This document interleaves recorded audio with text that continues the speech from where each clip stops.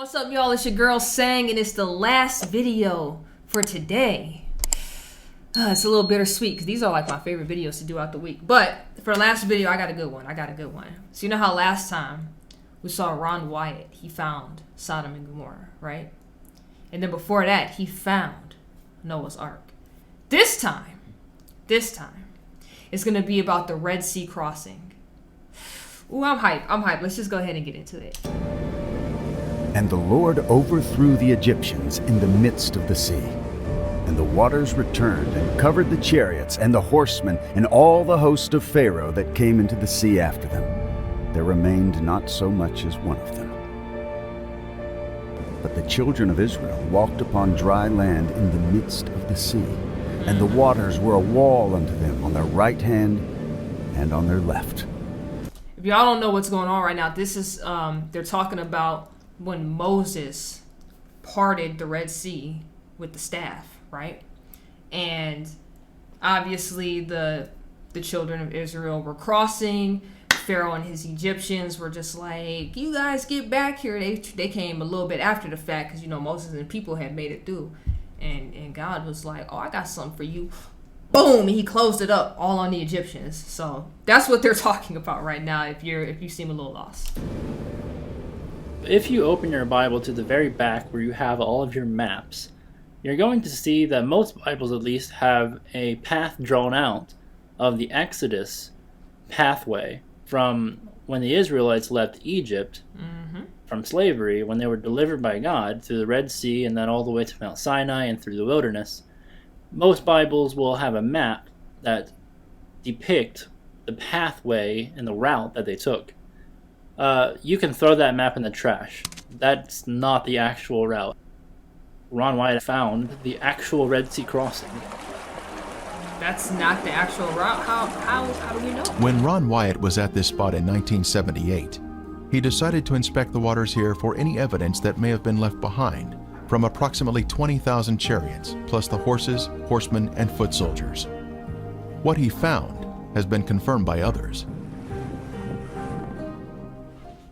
Scientists always kept trying to say that they crossed in the Sea of Reeds, which was ankle deep at a certain time of year and stuff.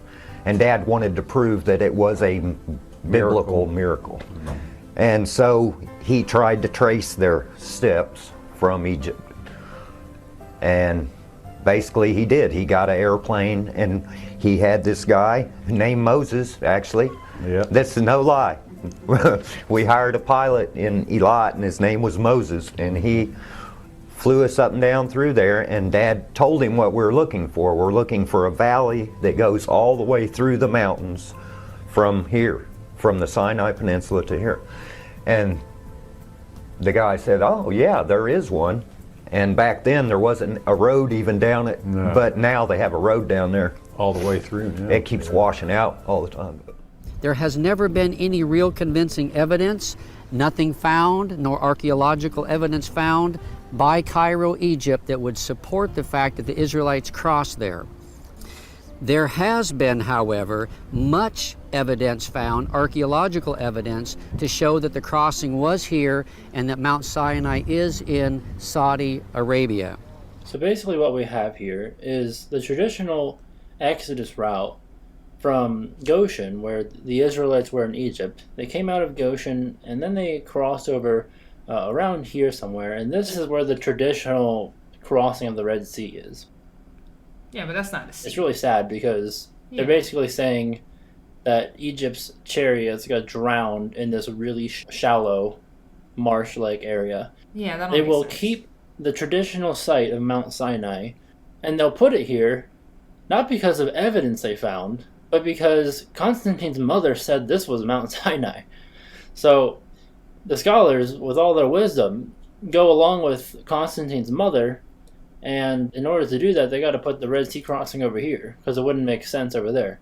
And they also say that this is the real Red Sea crossing because in the Hebrew, it's the Sea of Reeds, the Reed Sea. But if you actually look into it in other places in the Bible, it describes this area right here as the Red Sea as well. So this is also the Red Sea in the Bible. So anyways, the actual Red Sea crossing they ended up at this beach right here, and then they crossed right here. So the actual Mount Sinai is in Arabia. According to scholars, it's where Constantine's mother said it was. But according to Paul, the apostle, it's in Arabia. And that's where it actually is, and we'll look at that next. But here's where the actual Red Sea crossing is. The actual route starts here, goes down through here, and then they get entangled in the wilderness. And let me see if I have a map of that. Yeah, so as you can see, there's like this windy valley. And that's where Pharaoh realized they would be entangled in the wilderness, and then when it pursued them, and they came out at the beach here, and this is where they actually crossed. There's another bird's eye view of the beach. And as you can see, all of Israel would fit onto this area of land, while God protected them with a pillar of fire, cutting off Pharaoh's army coming from behind. They're literally finding chariot wheels. This is all found in that Red Sea area. Egyptian chariots were known to use metal hubs in the center of the wheels. Using metal detectors, divers have found metal in the raised hubs that are now covered in coral. So when you dive with underwater metal detector, you can go over all the corals and you don't get any reading. And then when you go over obviously metal or iron or whatever, you do get a reading. So that's the way you know that if you've got a wheel shape and you get a strong metal reading from it, then that would be the difference between just a round coral and something that could potentially be a chariot wheel. So when you compare this particular four-spoked hub to the hubs that you see in the Egyptian Museum, it looks exactly the same, and there's metal where you'd expect to see it. Here we see another four-spoked chariot wheel with one spoke missing and a center-raised hub. The coral here has preserved the chariot parts by retaining the man-made structure, even after the wood has disappeared. Here we see another wheel suspended on its axle, standing at attention. It has 6 spokes and a raised center hub. Ron Wyatt made many dives here and located many artifacts. That thing in the middle is like the hub of the wheel, and then it's almost like a cross of coral. The wood rotted away. The metal would still be there with coral around it. But as you can see, I mean, that's just not a natural coral formation. Yeah. There shouldn't be any coral at all in this area, because there's nothing for it to grow on. But if there was a bunch of chariots down there rotting away, coral would definitely be growing on them. So, as you can see, I mean, that's clearly a chariot wheel. This is pretty clearly a chariot wheel. On the right side is giving you like an illustration, but I mean, you can even without the illustration, you can see it, yeah. I mean, it just gets more and more obvious. Like, what is that coral doing? That's obviously something sticking up, like an axle. That's just not normal. I mean, come on. Like, what do you think that is? That's a wheel. Yo, this is crazy. Y'all don't understand, man. The fact that Ron Wyatt found so much stuff, God definitely used him. I don't know why. I don't know if he was just like, look, you gotta get this out here so people can see it. But like, it's crazy because with this out here and people that have seen, there's still people that don't believe it. Like I've said many times before to my boyfriend, I'm just like, there's biblical evidence of X, Y, and Z and blah, blah, blah that proves that the Bible is real. And it's like one ear out there. He's like, oh, I mean, and then he's back to like reading or watching whatever he's doing. But that's like the average person, right? That don't believe. Like you're sitting there telling them and they're just like, yeah, whatever. It's just crazy to me. There's like literal biblical evidence for things. Yet non-believers will latch on to theories, right? When there's no actual evidence for a theory, they will latch on to that. And I just don't get it. There's also a gold one found. And I mean, if you don't think that's a chariot wheel, I don't know what to tell you. That's a chariot wheel. It's wild. The premier find here at the crossing site is this gold veneer that was left behind from a 4-spoke chariot wheel. The Bible tells us there were 600 choice chariots used in the chase of the children of Israel. This artifact was left behind at a depth of 200 feet. Since specialized equipment would be necessary to raise it to the surface, today it is still in the location where it was found. Because when Dad first did the cameras, Yeah. I don't think we even had the scuba gear No, yet, we did we? didn't. I think we were just No, our snorkeling first out the trip, we first didn't one. really find anything, except we found the spot where we thought that it was. But when the we crossing actually was. did go scuba diving, Dad bought 2 little underwater Kodak cameras, and that's what the underwater pictures were taken with. I took a picture of 3 different wheels. The golden Chariot wheel picture got drowned in one of the cameras, and the other camera had a bunch of Chariot wheels, but not the gold one. Me and Ronnie went down and touched. We touched the gold Chariot one. wheel. Yeah. deep was that? Somewhere around 180 feet, Yeah, it was right around there. like Ronnie said earlier. We were swimming about 35 feet where you can stay all day, whatever, 32 feet. So But we then were up we there would go swimming down. around, and if we saw anything, we'd go down. That's crazy. On a number of trips, we've brought metal detectors to Nueva, and these reveal that inside the coral there is metal. That would be consistent with what we'd expect from finding remains of the Egyptian army. Now, some people have asked, well, if that's the case, why don't you just bring up artifacts, some of this coral that contains this metal? There's a very simple reason for that.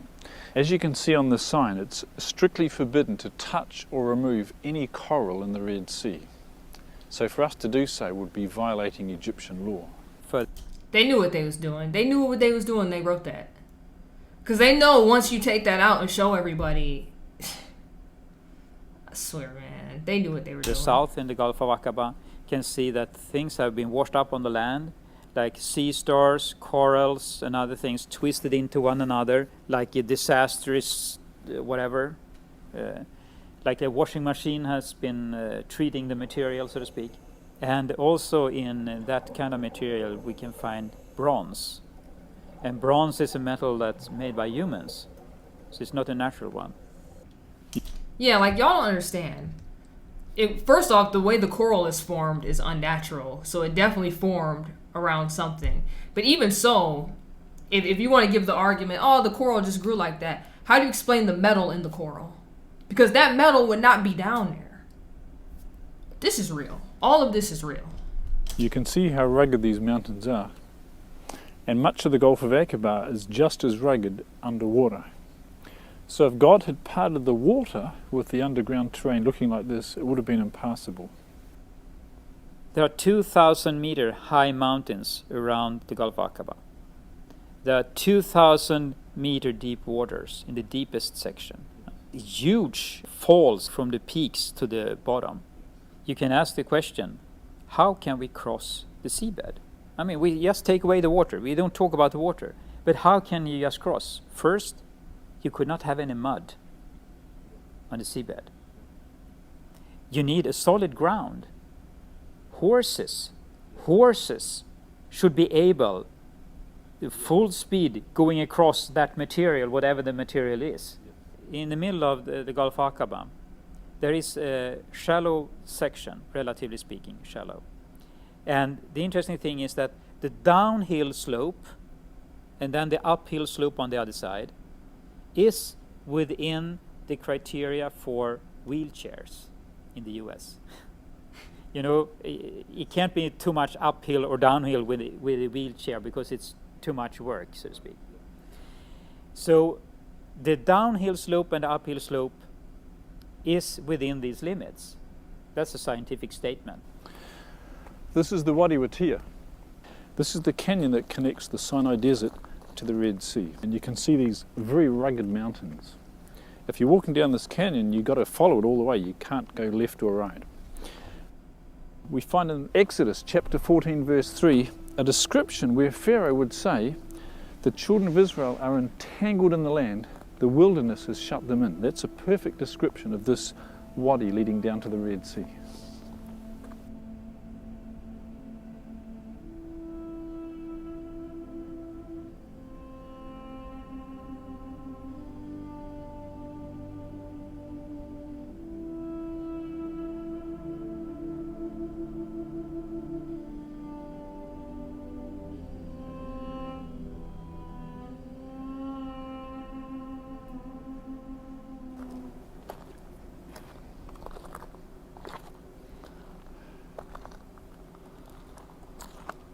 Finally, after walking about 30 kilometers through this wadi, they come to the Red Sea. You can see behind us the Gulf of Aqaba, and behind that, the mountains of Midian.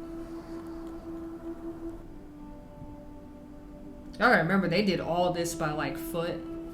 And they had horses pulling some stuff, but this is mostly by foot. This is like a crazy journey to take.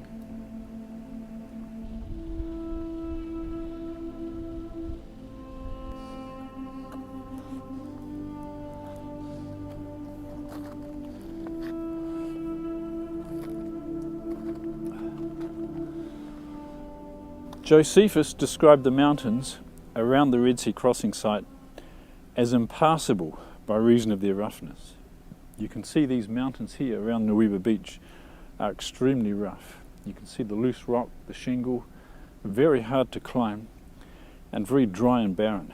Had the Egyptians attacked the Hebrews at the Red Sea crossing site and they'd scattered through these mountains, it would have been an absolute disaster for the Israelites. The interesting thing is that the gravel at the location in the midsection of the Gulf Aqaba, since it's shallow there, the tidal current goes back and forth and keep this clean. And immediately when you take away the water, it's like concrete. It's very, very solid. So no problem with the horses, no problem with the chariots, no problems with the oxen and the oxen chariots and so forth. Yeah. Just the cattle. Since there are And who made that? And who made that crossing? God made that crossing. He knew where he was leading them. He knew exactly what he was about to do because he knew what Pharaoh was about to do. He picked that point for a reason because he knew once he lifted it, he was like, y'all can just go straight through. And then I could drop it right on Pharaoh and his... Man, look. All of this was for a reason. This is crazy. This is crazy. Chariot parts on this side of the Red Sea crossing. Could there be other chariot parts on the other side of the Gulf, showing a continuation of artifacts? On the shore opposite of Nuweiba, inspection of the seafloor in Saudi Arabia has also been conducted to see if chariot parts can be found on this side of the Red Sea crossing. While investigating the Saudi Arabian waters, Viveka Pontian found this beautiful round chariot wheel specimen with a raised center hub.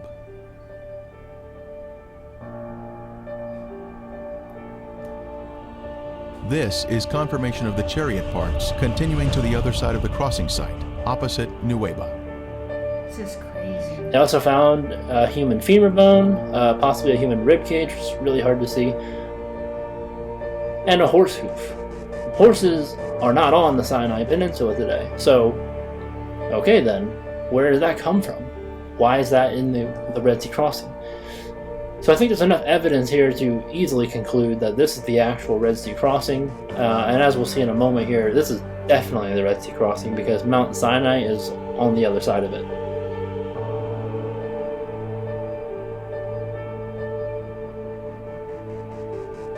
Real, that's the verdict. Yeah, verified. I said real. Same thing. Same thing. And that's the end of that one. Look, y'all, we gotta end it out. We gotta end it out. This was a good Sunday, y'all. This is a good Sunday. And that was ended on a great note. Yeah, I'm gonna put the link in the description like I always do to the videos I'm looking at. But this is actually from an actual movie called Ron Wyatt Discoveries, where there's more. So we went over Sodom and Gomorrah, we did the Red Sea crossing, we did Noah's Ark. They're also going to talk about Mount Sinai and the blood of Christ, because he actually found a vial of like Jesus Christ's blood. Ron found everything, and the fact that he had the fact that he wanted to go find all this stuff, it was just in him, and he was like, I gotta go here, I gotta go here, I gotta here. God used him. He used him for a reason. This is real. Look, if you're still on the fence and you don't know and you're just like, oh no, the Bible not real and I can't believe this or believe that, you better believe it, okay? Like, it's real. All of this is real. Just remember, we have biblical evidence for a lot of things, right? Outside of religion, when people try to like debunk it and be like, oh no, it was this instead. Really look at how they came to a lot of them theories. It's like, well, where's your evidence for that? You really don't have none. It's cool. I used to be the same way. I used to be that person. that was like, oh, that's just a book. That's just, no, this is real. All of this is real. But that's our Sunday, y'all. I had a great Sunday. And until next Sunday, when I pull up 3 more good videos for y'all, or if I just talk about life, whatever happens, I don't know. Depends how I feel. But until next time, you already know who it is. It's Sang.